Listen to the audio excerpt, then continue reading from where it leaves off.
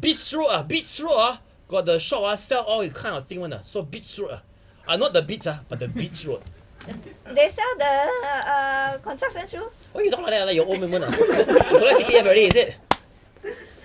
My impression of it. You don't talk I like this, know, I man. talk like this. When I'm 75, maybe I talk like this lah. But now I talk like this. Got strength one. You know, I Okay, still got Alan, sperm. you teach me. But I don't have. You don't have sperm? What Don't have. Asha, I think you have something. Really? Say again?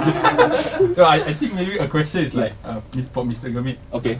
It's like when you were acting as Phua Chu Kang, like Yeah. was like any scenes that was very controversial or like, there was backlash for it. I think like you explained like your parents said that they didn't want to encourage their children to speak Right. English.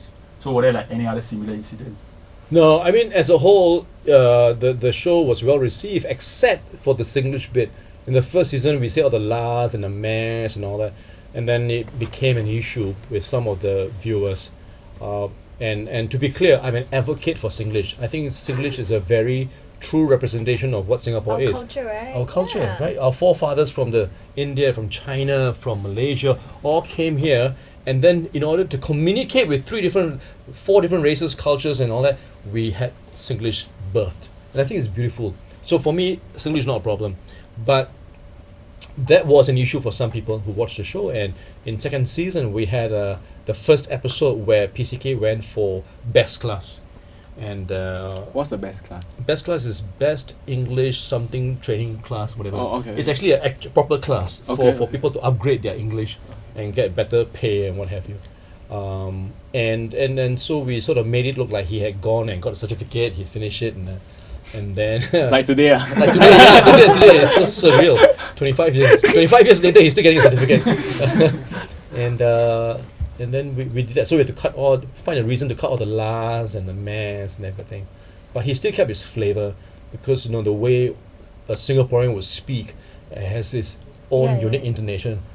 We talk like this, it's always got Yeah. very fast or either very slow one or we Yeah, very even high. we don't, even we don't say the la the le. Yeah, there's Like, still that flavor can there. still- yeah. I mean, a lot of people came to me on the street saying that, we wish you could go back to season 1 with that la and everything.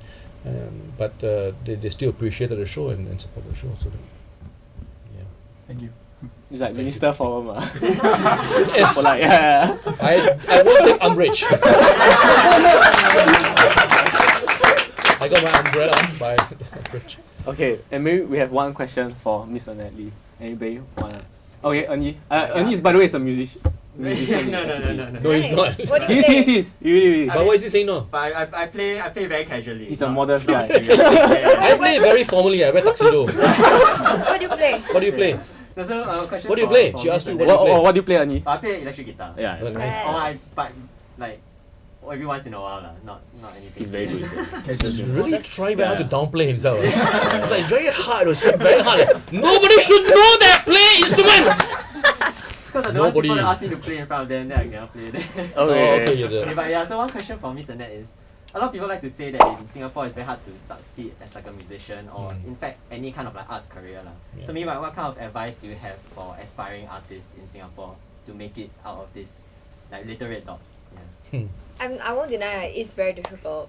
But I was talking to my friend from the Woke Salary Man, and basically he's my friend who was also from art school, and I just think that in Singapore, like for artists to kind of like make it like we have to consider the practical aspect of it. Like you have to get that down, and there's just no denying it. And for me, I kind of did a full-time like job together with my music, and it was tough. Like it was tough.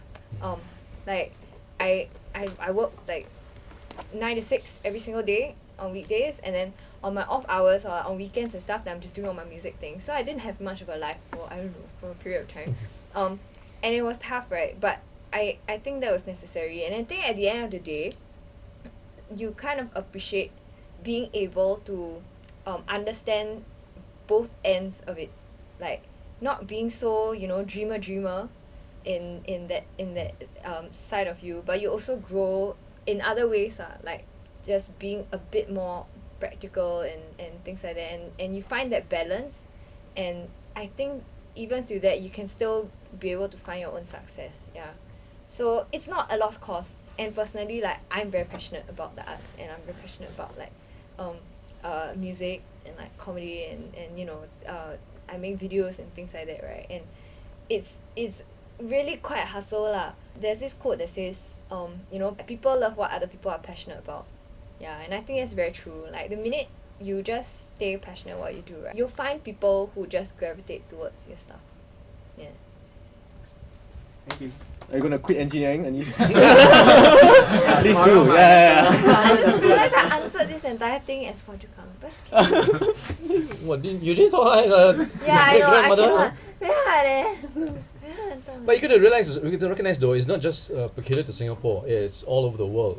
Bruce Willis was a waiter when he was spotted. Harrison Ford was a carpenter on the set, on the studio set. You know, he was, you know.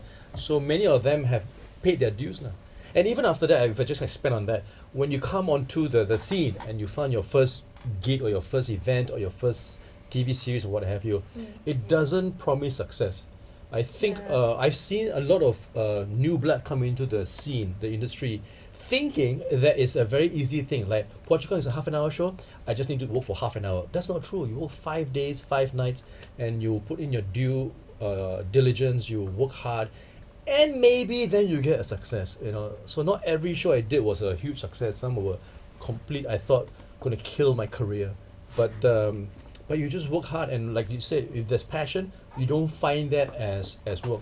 So I always felt very grateful that I woke up every morning to go to a place to laugh and play and experiment, and at the same time get paid for it, Yeah, which I yeah. thought was wow, you know. So I've always told my kids, I said, when you grow up, when you get your job, take a job that makes you smile when you go to that job. Not because you want to impress somebody or you have to be a certain status or a certain pay grade or whatever. I say don't do it for anybody, just do it for your heart. If you want to be a char kway teow seller, if you want to be a janitor, if you want to be a bus driver, if you want to be a lawyer, if whatever you want, important is that you answer to yourself, because at the end of the day, you are doing the job, not me. So my kids, when they went to school, I didn't tell them which school to go to. I asked them, what do you want to do and where do you feel happy about going? Because they went to open houses. And then, you know, they said, okay, I think I like this school because I said, okay, sure, you're going there for the next 4 years, not me. So you go and enjoy it. That's very well said. Wow.